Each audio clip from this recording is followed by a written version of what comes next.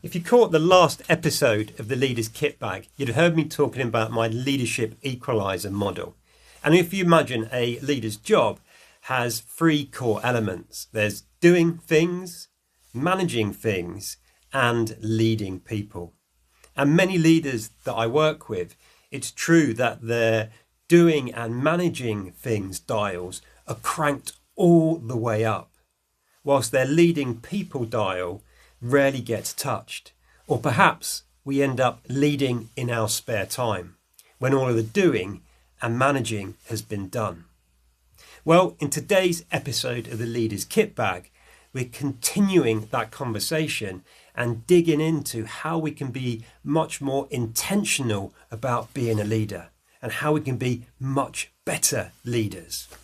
Hey, I'm Ben Morton and I work with organisations and individuals to dramatically improve their leadership capability, whether that's through training programs, one-to-one coaching or keynote speaking. So if you or your organisation are looking to take leadership performance to the next level, then do check out my website at ben-morton.com. And when you're there, you'll also find a huge number of resources to help support you on your leadership development journey. So let's dive into today's episode, starting with the reality, the truth, that for us as leaders, there will always be stuff that we need to do ourselves. And there will certainly always be things that we're responsible for managing. And what this means is that if we are not very deliberate and intentional about our leadership responsibilities, then leading can easily slip into the margins. It can be something that we do when we have time, when all of the doing and managing has been done. But there's a problem, as you well know. There never is time. We never quite get through the to-do list. So leadership can very easily get the remains, the remnants of our time.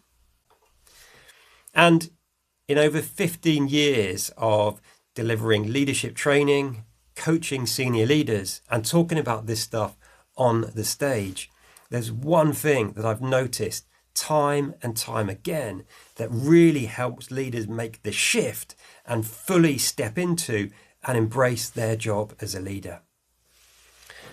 And let me tell you this, it's not another tool, model, framework or hack. It ultimately comes down to understanding on a really deep level what it actually means to be a leader. For me, it starts with accepting a truth that's easily overlooked.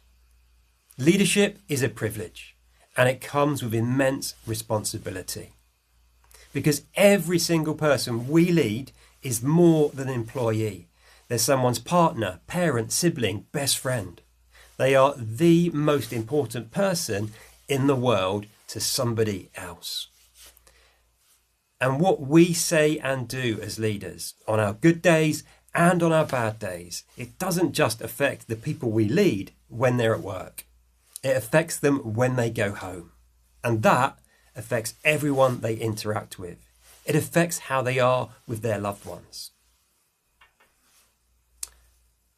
Me, personally, I'm seeing this firsthand right now in my own home.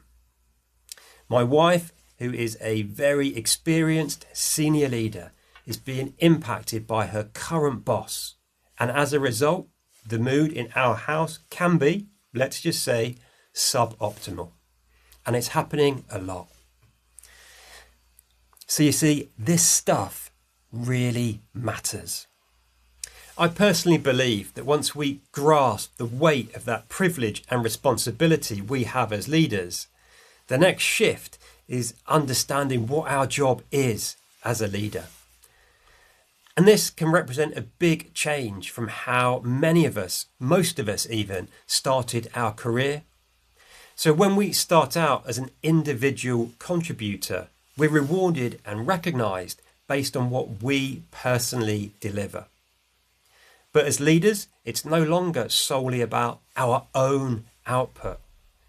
Our success is measured more on how well we support, develop and look after the people that we've got the privilege and responsibility to lead, so that they can deliver the result we're accountable for.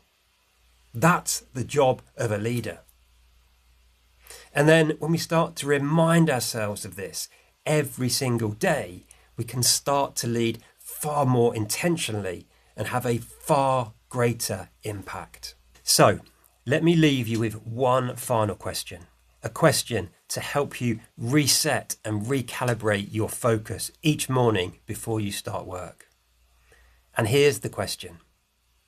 What does my team need from me today in order to deliver brilliant results? That's it. That's the question. And when you start your day with that question, you'll start to shift from being busy to being intentional. You'll start to lead by design, not by accident.